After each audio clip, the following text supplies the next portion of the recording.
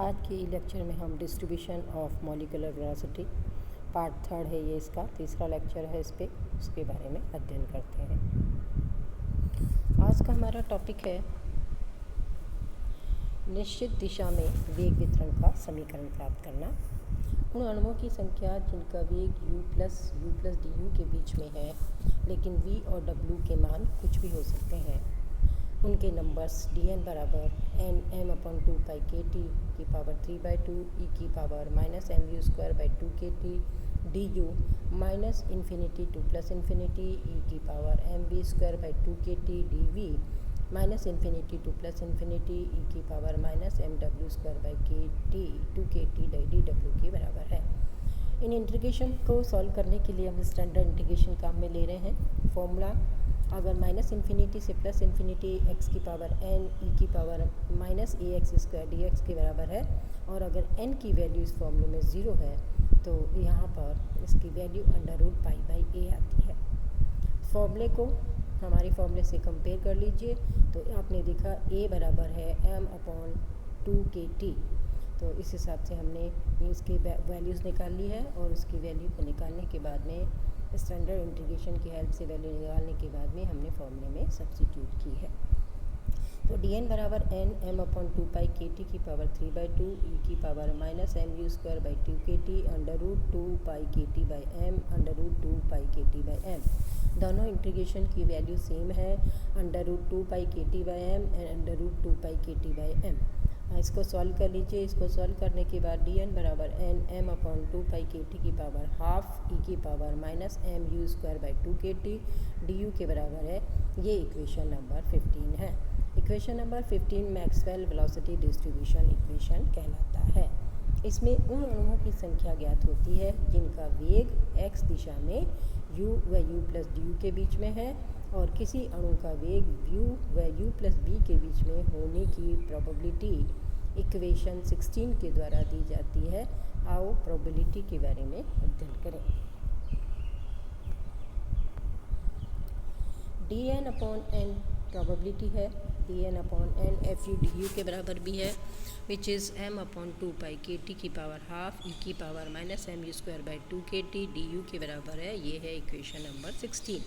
ये प्रोबेबिलिटी को इंडिकेट करता है उन पार्टिकल्स की प्रोबेबिलिटी जिनकी वेलोसिटी x डायरेक्शन में u प्लस du के बीच में है, v और w डायरेक्शन के अंदर -इन्फिनिटी से प्लस इन्फिनिटी के बीच है। इसी प्रकार अन्य दो दिशाओं के लिए भी वेग वितरण व प्रायिकता समीकरण होंगे। fu बराबर बना सकते हैं हम। fu बराबर ऊपर देखिए इक्वेशन 16 में du हमने कैंसिल किया है, या ये कह सकते हैं कि fu बराबर m/2 पाई kt की पावर हाफ e की पावर -mu²/2 kt के बराबर है। तो यहाँ से कंपेयर करके हमने 17 इक्वेशन बनाया है कि fu du अगर 16 के द्वारा दिया जा रहा है तो fu बराबर दिस इक्वेशन 17 से दिया जाएगा। उपरोक्त समीकरण से स्पष्ट है ये इक्वेशन जो 17 है ये हमारे बहुत काम की इक्वेशन है। आइए इस समीकरण को और स्पष्ट करते हैं, इससे निकलने वाले कुछ निष्कर्ष को डिस्कस करते हैं। पहला निष्कर्ष, fu और u में कर्व खींचने पर u बराबर 0 के संगत सिमेट्रिकल होगा। fu बराबर -fu। 17 इक्वेशन में u को -u से रिप्लेस कर दीजिए, वैल्यू में कोई चेंज नहीं आता है, तो इट मीन्स ये सिमेट्रिकल है। अगर ये सिमेट्रिकल है तो देखिए कर्व हमने बनाया है यहाँ पर u बराबर 0 प्लस u माइनस u और fu के बीच में, तो ये कर्व इस तरह से सिमेट्रिकल आते हैं। जैसे जैसे टेम्परेचर ज़्यादा होता है फ्लैटनेस इसकी कम होती जाती है।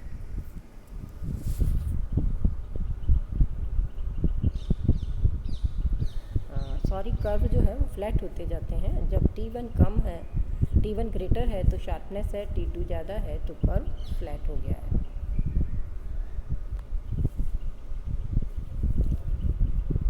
u बराबर 0 पर आप इस इक्वेशन 17 में u बराबर 0 रख दीजिए, तो fu का मैक्सिमम मान fu मैक्सिमम बराबर m/2 पाई kt की पावर हाफ आता है। u बराबर 0 पर इसे प्रायिकता का शिखर मान कहते हैं, इसे प्रोबेबिलिटी का पीक वैल्यू कहते हैं। किसी विशिष्ट ताप पर वक्र का कुल क्षेत्रफल u के सभी संभावित मानों -इन्फिनिटी से +∞ के बीच कुल प्रोबेबिलिटी को व्यक्त करता है। FU का शिखर मान पीक मान टेम्परेचर के साथ साथ कम होता जाता है। टेम्परेचर बढ़ाने पर डिस्ट्रीब्यूशन फैल जाता है। चरघातांकी क्षय धीमा हो जाता है, परंतु एरिया सदैव यूनिट ही रहता है।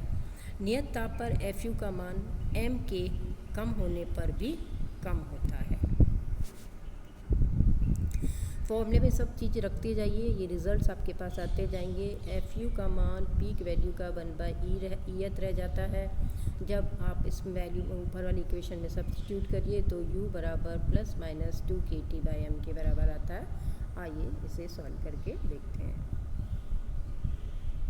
देखिए FU बराबर 1/e, FU मैक्सिमम हो जाना चाहिए था, तो FU की वैल्यू हमने रखी इक्वेशन से m/2π/kT की पावर हाफ e की power -mu²/2 kT is 1/e m/2π/kT की पावर हाफ।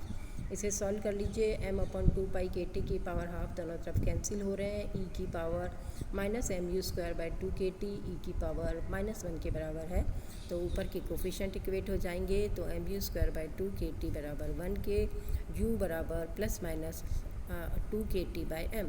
तो हमने क्या देखा कि u की वैल्यू जब +2 kT/m होती है और u की वैल्यू जब -2 kT/m होती है तो FU के मैक्सिमम मान का 1/e वैल्यू प्राप्त होती है। C+C+DC चाल रेंज में अणुओं की संख्या इस प्रकार कितनी होती है, इसे ज्ञात करने के लिए C व C+D रेडियस के दो सकेंद्रीय गोले बनाते हैं, स्फेयर कंसीडर करते हैं। इन स्फेयर के बीच का आयतन जो है वो 4πc² के बराबर होता है। ये हमने कल भी अध्ययन किया था। तो हमें du, dv, dw के स्थान पर 4πc² लिखना है तथा u², v², w² के स्थान पर c² रखना है। तो हमारे पास उन नंबर ऑफ मॉलिक्यूल्स की संख्या आती है 4πn m/2π/kT की पावर 3/2 e की पावर -mc²/2 kT c²dc। ये स्पीड के लिए फॉर्मूला है। अगर आप इस फॉर्मूले को वेलोसिटी के लिए लिखना चाहते हैं तो आपको ये 4πc² यूज़ नहीं करना है, यहाँ पर आपको du, dv, dw यूज़ करना है।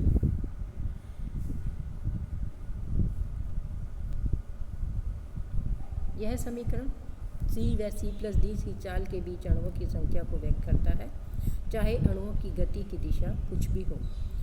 dn बराबर n 4πc²dc a की पावर क्यूब e की पावर -bc²। सिंबल से हम परिचित है, a और b के फॉर्म में हमने इसे वापस लिखा है। dn = 4πn a की पावर क्यूब e की पावर -bc² c²dc। ये तो थी नंबर ऑफ मॉलिक्यूल्स जो हमारे पास C+DC रेंज के चाल के बीच में है। अब इनकी प्रायिकता की बात करें हम, C+DC रेंज के बीच स्पीड होने की प्रायिकता dn/n के द्वारा दी जाती है। प्रायिकता है FCDC which is 4πa³ e की पावर -bc² c²dc के बराबर है। आइए इसका कुछ कंक्लूज़न और देखते हैं। अणुओं का चाल वितरण उस गैस के अणुओं के द्रव्यमान और गैस के ताप का फलन है। आपको फॉर्मूला से दिखाई दे रहा है। m कम होने पर नियत ताप पर उस गैस के उच्च वेग वाले अणुओं की संख्या उतनी ही अधिक होती है। धन्यवाद।